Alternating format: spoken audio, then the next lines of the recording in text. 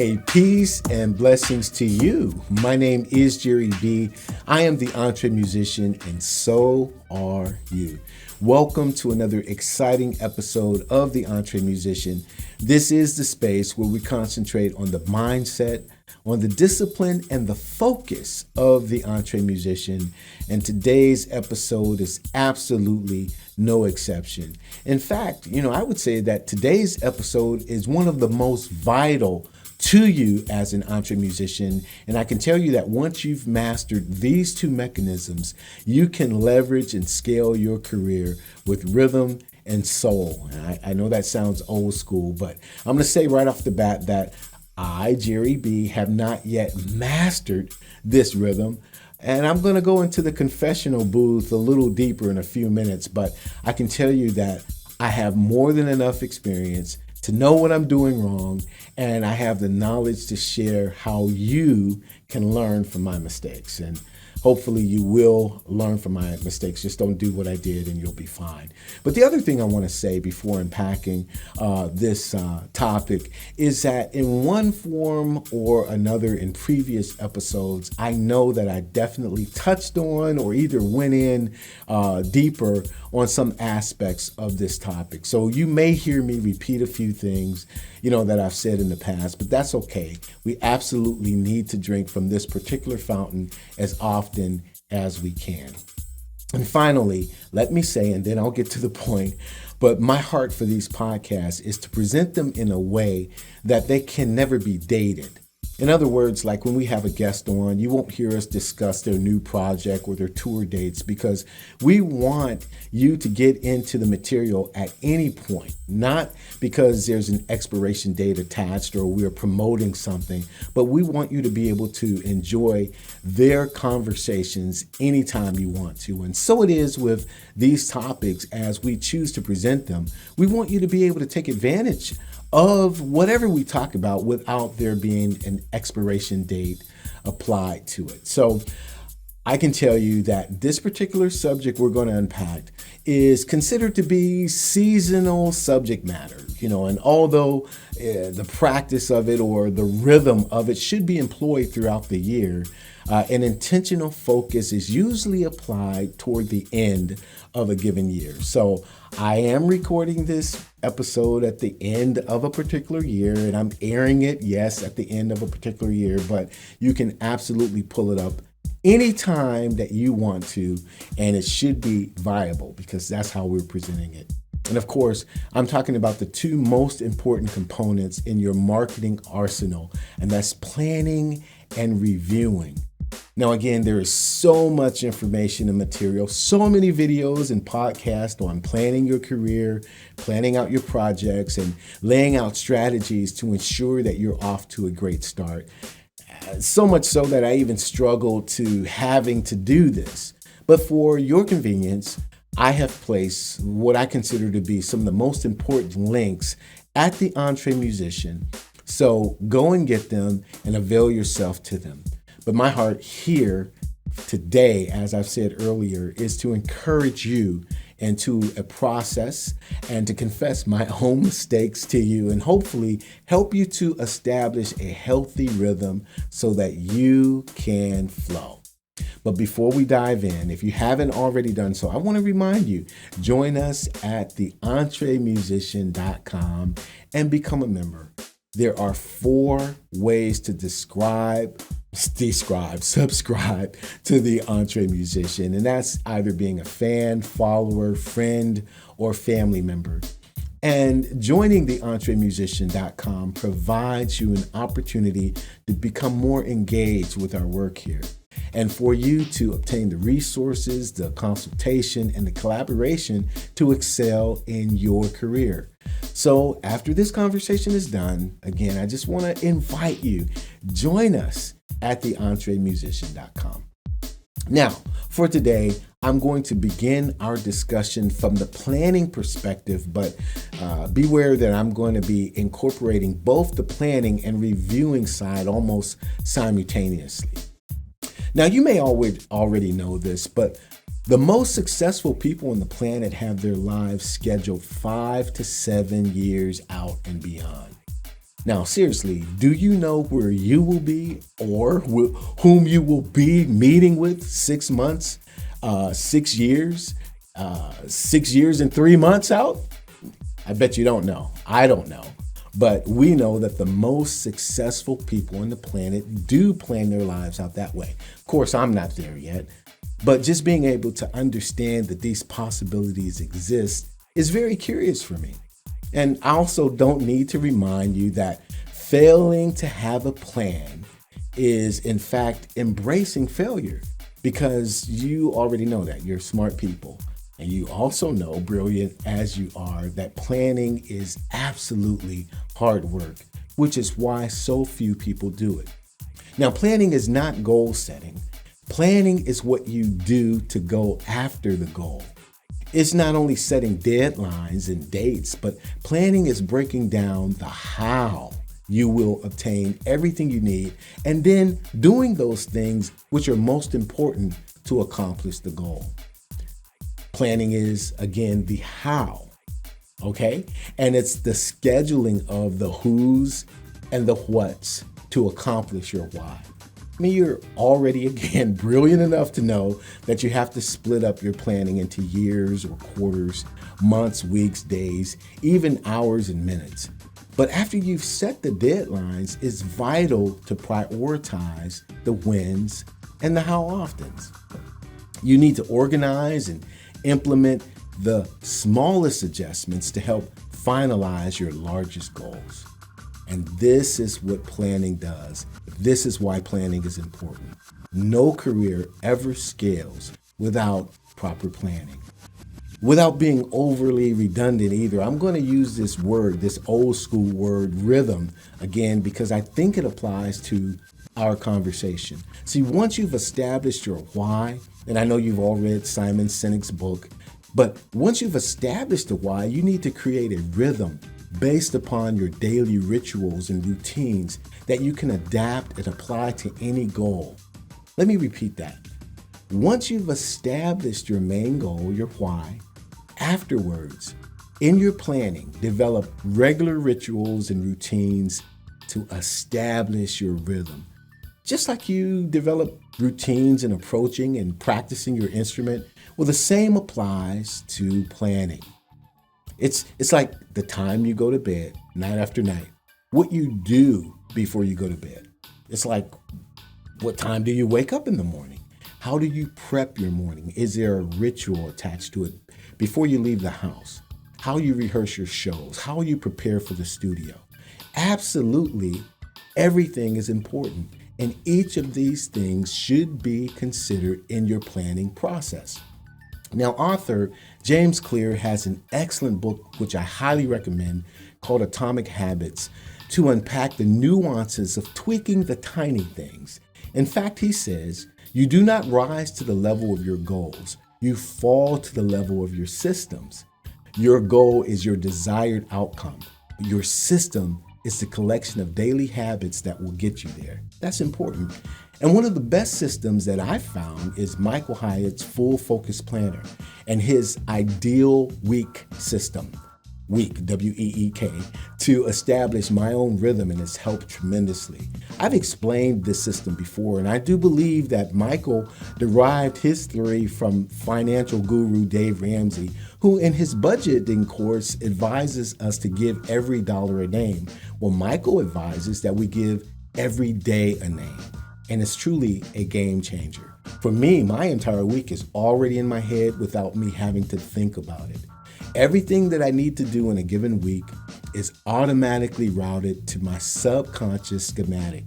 That includes family times, date nights with Lori, as well as when I record music, when I edit, when I do these videos, podcasts, and so on.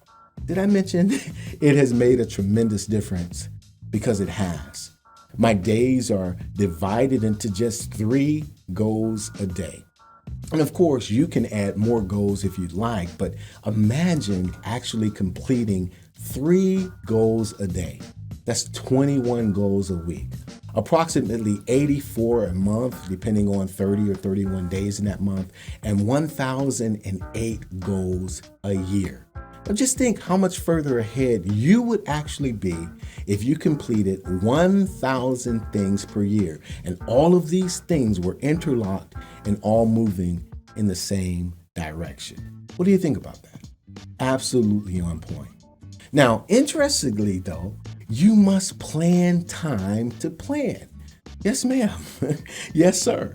Leadership expert John Maxwell often talks about scheduling a week or two out of every quarter just to think through and implement his planning. But again, John Maxwell is one of those guys whose years are scheduled out 3 and 5 years in advance. So for him, it's necessary.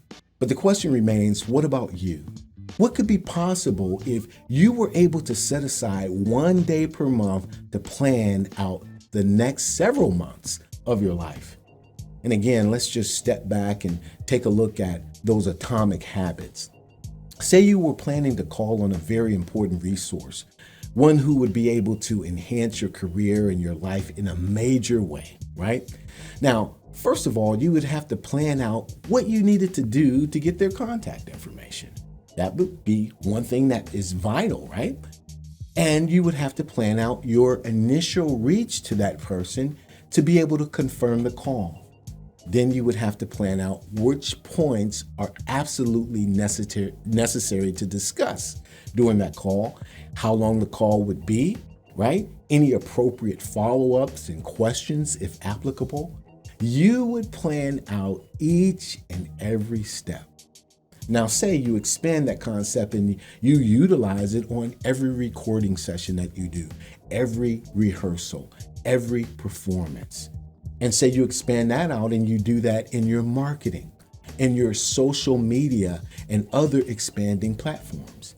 Now, I know this sounds meticulous, and it is, but you, my friend, are an EntreMusician, and we do things meticulously, even if we don't do them perfectly. And the reason I bring that up is because I'm saying this right before my big confession moment, so you can call me out on it. But before I do that, let me also remind you, in your planning, if you're not working with a team, you absolutely need to get someone that you trust to go over your plan with you. Someone who knows you well, to ensure your goals and plans are realistic for what you're trying to accomplish. And that person or group of people can keep you accountable. Now, there's a real word right there. Accountability. We don't hear that word much anymore, but it's vital because you and I need to be held accountable not only for what we say and do, but for the things that we plan to do so that they get done on time as they should. Because, hey, if they get done and they get done on time, but it's sloppy, then what's the point, right? You have to be held accountable. So that's why aligning with someone else for your planning journey is an absolute necessity, because that person will be invaluable during the next phase of reviewing your plan. Now, this next phase, reviewing your plan, is also interesting and a little ironic because you'll need to plan your times to review your plan. Reviews need to be scheduled and should be regarded as unavoidable. A day or 2 or 3 set apart for revisiting your initial goals and inspecting whether or not your plans are accurate and helping you achieve them is the ultimate investment in time. So I shouldn't fake it any longer. If you add up all of the mistakes in my life, this one right here is the one that I often fall short over and over and again. I don't do well in review. I know I've mentioned this before. It's as if I'm not programmed to take the pertinent time to review my own plans. I know they're important and imperative, but left to myself, I never do well. I'm always like, go, go, go, full speed ahead without looking in the rearview mirror of what I have set in front of me. Now, hopefully you heard me say left to myself, because thankfully I am not. Firstly, my wife, Lori, who is the business major in our family, is excellent at reviewing our lives personally and professionally, and she holds my feet to the fire. And I have several more people around me who are not afraid to ask questions about where I am, where I'm going, and to also ask me why. These people ask about my timeline, if I'm on track, if my goal is realistic, and so many other uncomfortable, antagonizing questions that I don't want to get into right now, but my feet are on fire. And I got to tell you that even with all of that accountability, here's an even further confession. So you know that I'm not just talking at you, I'm talking to you. I embarked on a project last year for music licensing placements, and my goal projection was simply unrealistic. I failed miserably. I totally miscalculated and therefore mismanaged my time, and the time that I should have spent working on building relationships to get these songs placed. Terrible. At the end of the day, I can rationalize, I can justify my misappropriation, but the bottom line, my friend, is I failed. I kept telling myself I had plenty of time, and therefore I was inaccurately telling those I was accountable to that everything was okay. Now, another aspect of this process that I feel is very important to share is that music licensing was new territory for all of us. So they couldn't challenge me on whether I was off course or not. I kept saying we were cool, everything was fine, and they believed me. But something tells me that next time we go through this process, they will be wiser and challenge me more rigorously. I'm certain my wife will. But I want you to get the point. See, I learned while reviewing my plan, even with all of the accountability factors intact, that I was far more focused on the creative end of the spectrum than I was on building relationships among the music supervisors and libraries, right? I did sign to a library. I submitted to several more, but again, just to be blunt, my focus was on my mixes, on the alternate takes, the stems, the metadata, each incredibly important. But it's like being dressed up with nowhere to go because my songs sounded great, but I did not rigorously shop them as I could have or should have. I hope you're hearing me. I hope you're learning from my mishap, especially as you do your own review phases as part of your planning. You have to ask the question, do you really see what you're looking for? Do you really see what you're looking at? For us creatives, goals can be deceiving. And here's why. Because for creatives like us, the work itself is fulfilling. Whether it's writing the song or poem or recording or performing or post-production, whatever it is, we tend to get so deep into the work that the endorphins are completely satisfied. And at the end of the session or the project, we're done. But no, there's more. As a matter of fact, at that point, the work is just beginning. So while you're doing your review, you have to know what a win looks like. You may think that you've succeeded when you were actually sidelined. And that is why absolute clarity is a necessity on the front end. In my case, getting the music done, handling the metadata, the cataloging, signing up to disco, and doing all of the mechanics, that was fulfilling. But the goal was placements, which did not happen. And I want to remind you, I was telling my accountability partners that all was well. Progress, achievement, but no placements. So make sure that you are able to properly define every step in the journey for exactly what it is. And also, as you review, ascertain exactly what you need to do to recalibrate, or you can continue to veer off course, even if ever so slightly. Sometimes recalibration may mean stopping and beginning again. It may mean setting a new completion date, moving that date forward. It may mean adding or removing steps from your process. Perhaps you need to add or remove someone from your team in order to achieve the goals that you've set.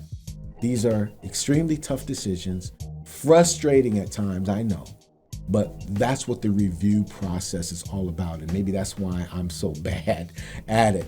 But since my fantastic blunder, I've made a list of questions to keep me both grounded and airbound. And you can have as many questions as you want, but I've settled on these 4.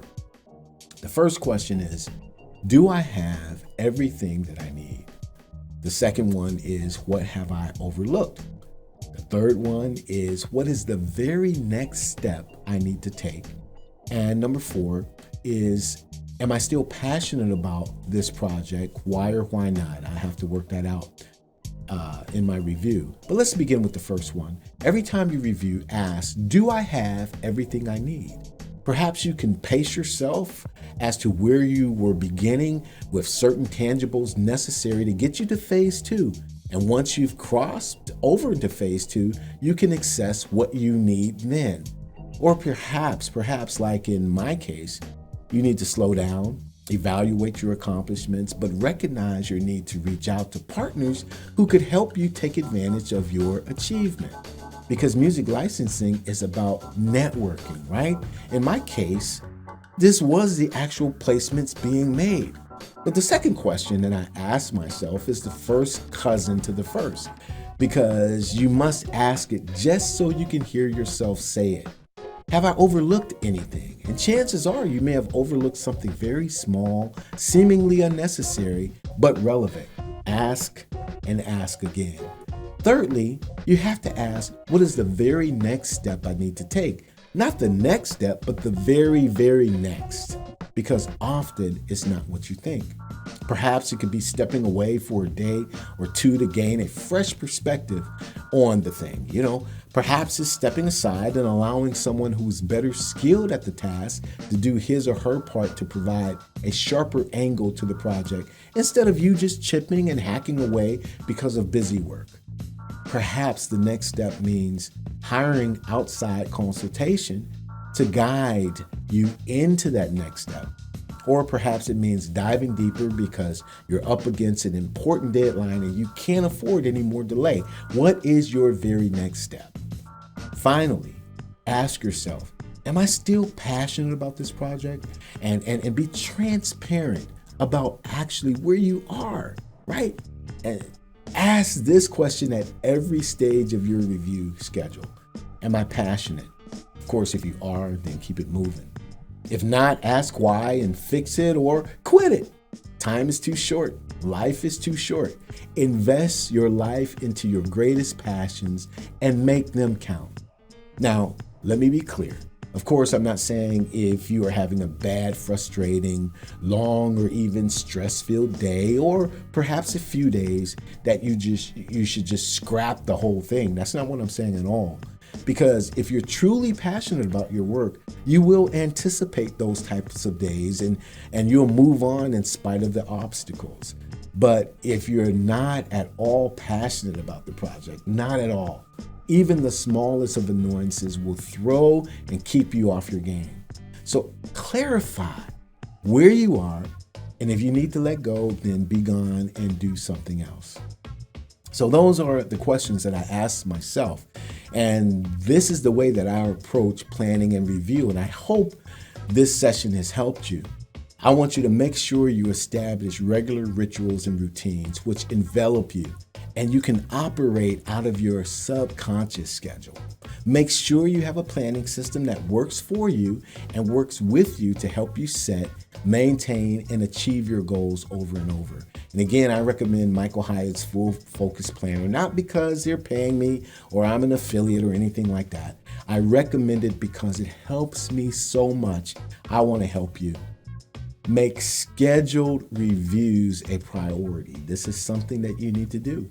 Make sure you have an accountability partner or a team who will hold your feet to the fire. Make sure that's something you do.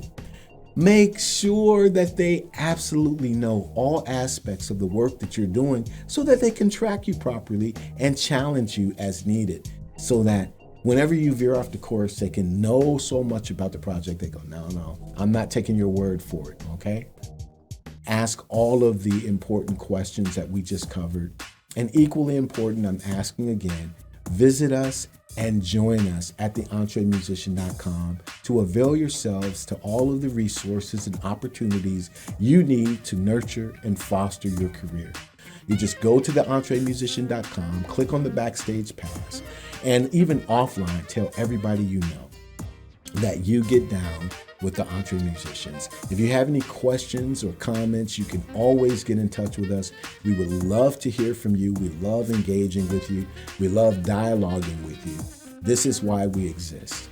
Okay, we concentrate on the mindset, the discipline, and the focus of the EntreMusician. That's who we are. We're just out here helping each other. My name is Jerry B. I am the EntreMusician, but here's the thing. Here's what's vital and most important. So are you. We're walking this thing together. Thank you so much for joining us. I'll see you next time. God bless.